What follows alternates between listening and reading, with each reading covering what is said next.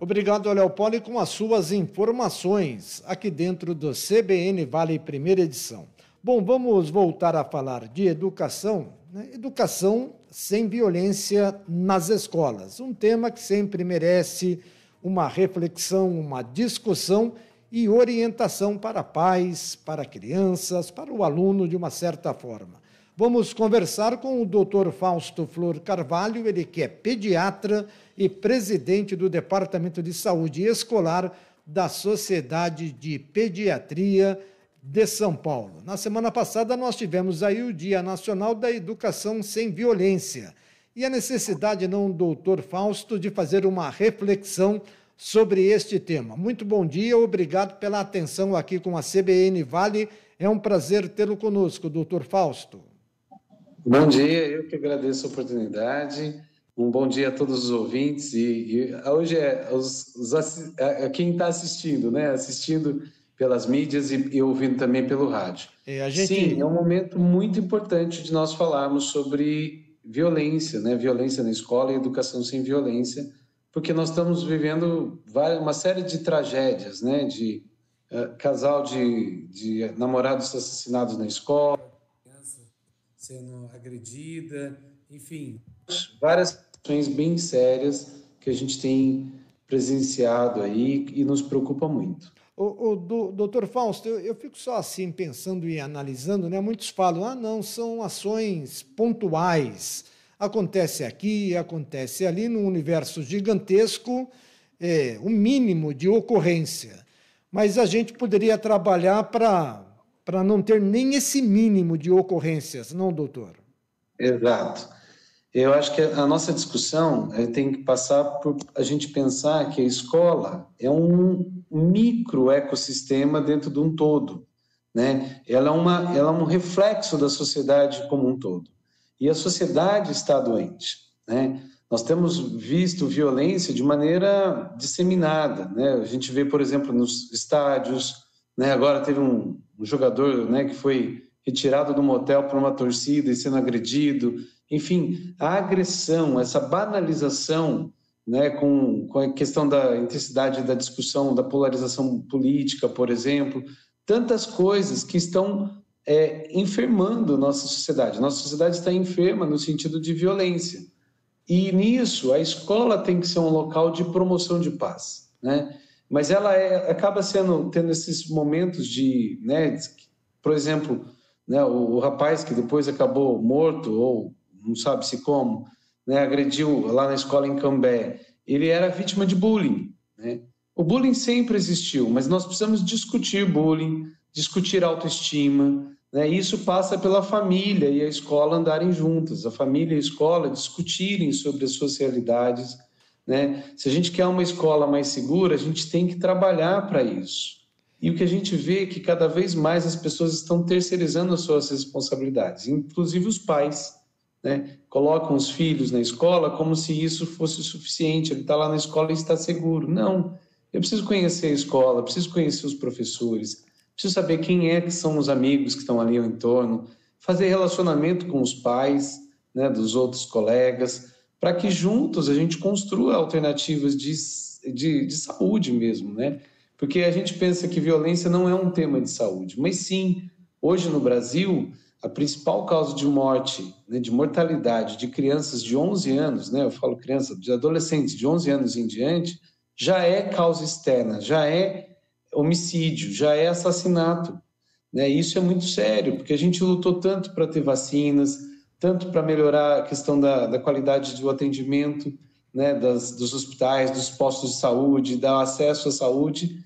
E agora a gente tem visto adolescentes morrendo por conta de violência, por conta de tráfico, né, de violência relacionada ao narcotráfico e a outros fatores, né?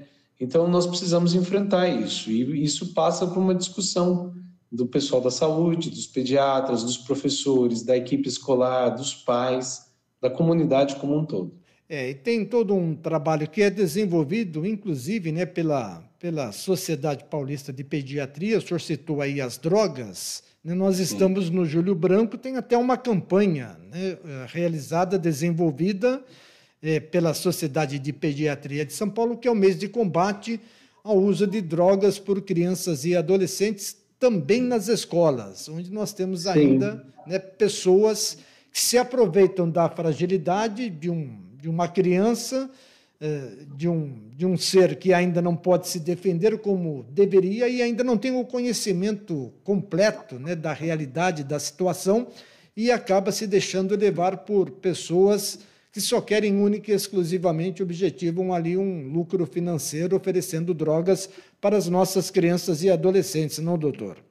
Sim, e isso é verdade, e cada vez está o acesso mais fácil, e as drogas estão cada vez mais viciantes, né? Eu li um estudo esses dias que eu fiquei aterrorizado, né? A maconha que se comercializa hoje, ela é em torno de 10 vezes mais potente do que aquela comercializada 20 anos atrás. Ou seja, está havendo uma intensificação do narcotráfico para dependência, e a gente nota uma certa tolerância dos pais, né? Ah, tudo bem, ele é adolescente, mas é só um golinho de cerveja, é adolescente, só um cigarrinho, ah, é só um narguilé, e não é só. É só a porta de entrada para uma série de drogas. Então, é necessário que a gente combata isso, que a gente trabalhe isso. A gente tem vivido uma geração que está agora com muito problema, né, já em relação à internet, por exemplo, que é outro vício, né? As pessoas estão cada vez mais dependentes, e o brasileiro é o povo que mais, né? O Brasil é o país que mais consome internet, né? Há estudos falando em torno de 5 horas diárias, e há adolescentes aqui, eu fiz um pequeno estudo aqui na minha cidade, e a gente notou que tem adolescentes consumindo 11 horas de internet ao dia, né? 11 horas online por dia. Isso é muito, né? Então, a influência que essas crianças e adolescentes têm são de youtubers, de influenciadores, né? E isso tudo cria um mundo mágico.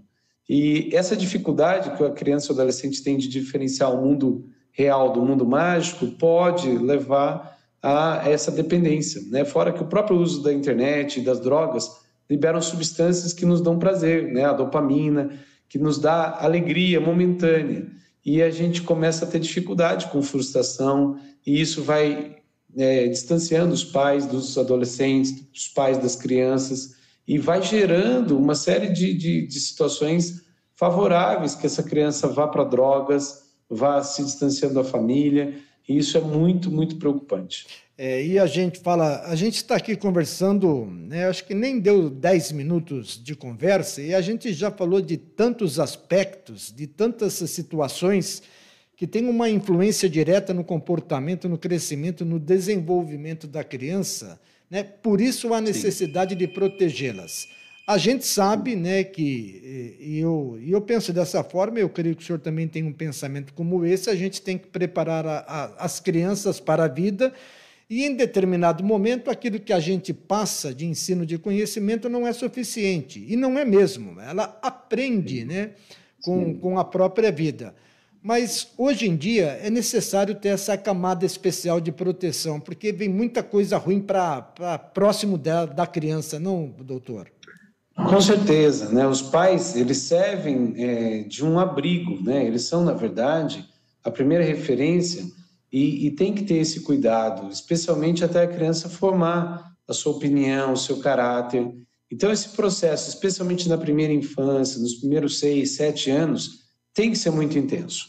A partir dali, a criança vai começando a experimentar a vida com uma segurança de que ela tem um afeto, ela tem atenção, o carinho do pai, da mãe, e isso dá base para uma adolescência tranquila.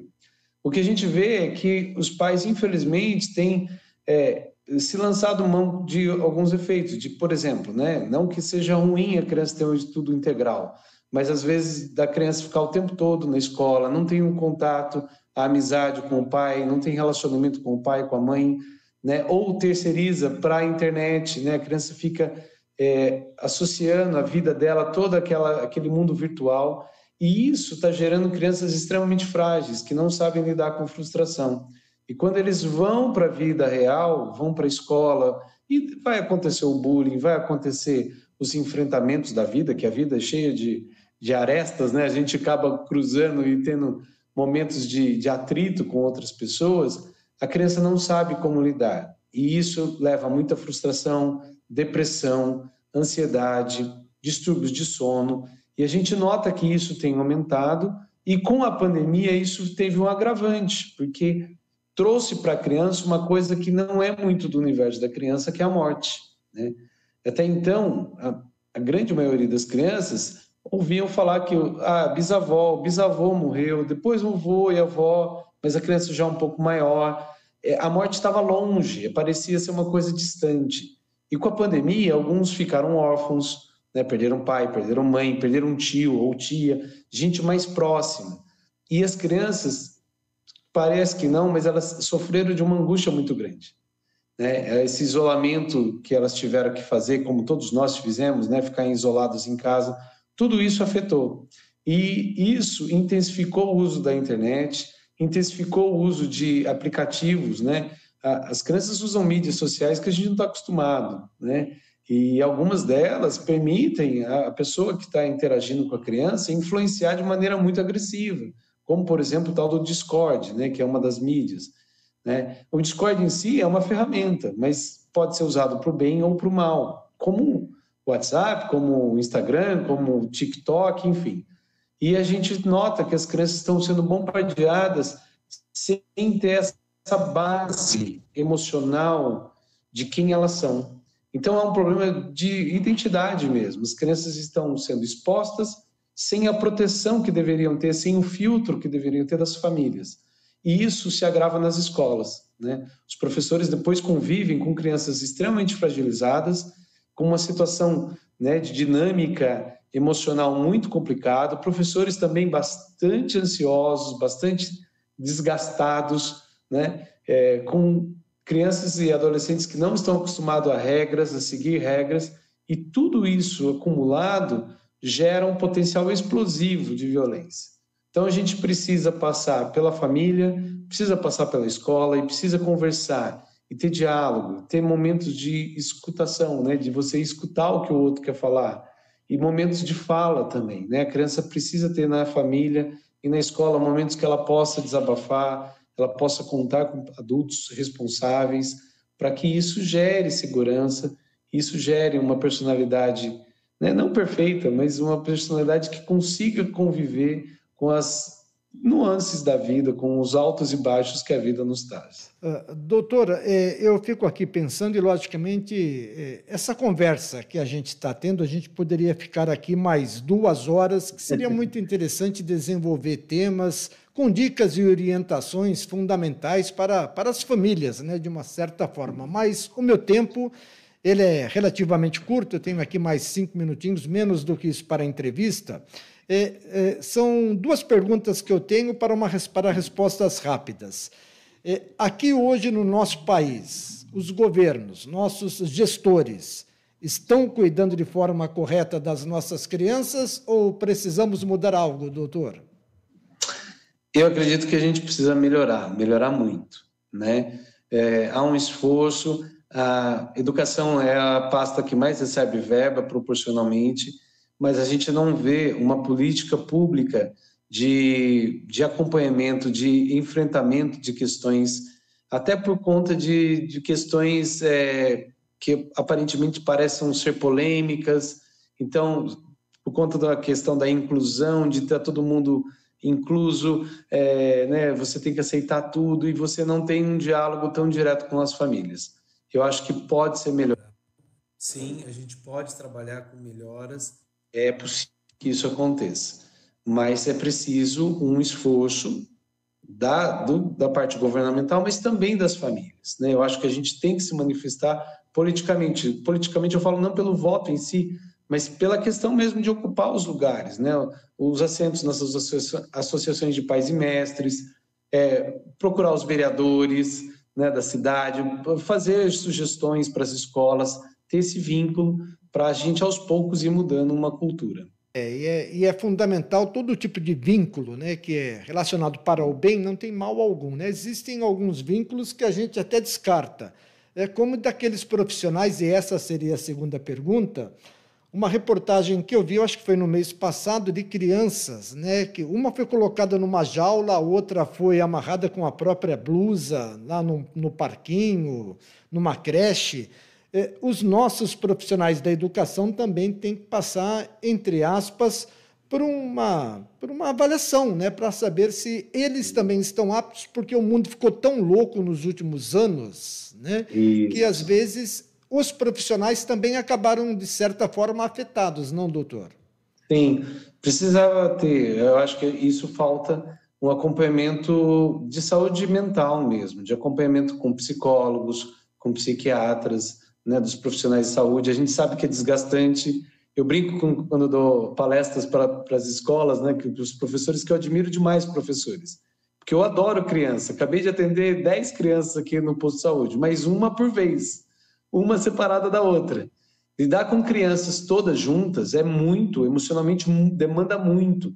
Então é necessário que os professores e equipe escolar tenham esse respaldo, né, de ter um lugar para extravasar, para poder falar, para trabalhar as ambiguidades que surgem, que a gente gosta da criança, a gente ama a criança, mas na hora que está o choro, que está o berro, duas crianças chorando, brigando, aquilo vai fervendo a cabeça do professor e é difícil ele tomar decisões. E, eventualmente, se ele tem um histórico lá atrás de violência na infância, ele vai copiar os modelos que ele tem de maneira inconsciente.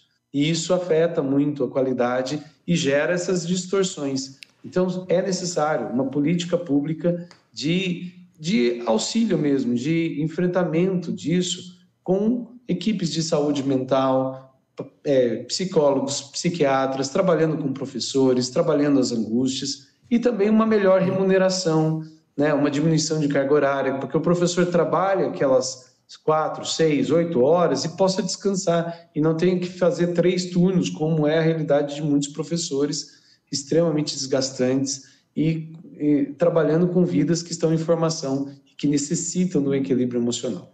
Vamos cuidar das nossas crianças, mas vamos também cuidar dos educadores nas escolas e você, papai, você, mamãe, também, né, um pouco mais de carinho, de atenção e observar mais de perto o comportamento do seu filho, né? É fundamental essa atenção. Doutor, infelizmente eu não tenho mais tempo mesmo. Eu quero agradecer a sua participação.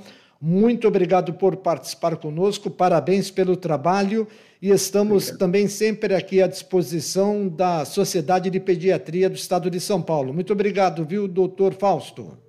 Eu que agradeço, estamos à disposição. Quando precisar, é só chamar. Muito obrigado ao doutor Fausto Flor Carvalho. Ele é pediatra, falou lá, né? Interessante, né? Atendi 10 crianças, lógico, um de cada vez. Criança é a coisa mais linda do mundo, né? E eles são tão frágeis, eles merecem tanta nossa atenção, o nosso carinho, o nosso amor, mas principalmente a nossa compreensão.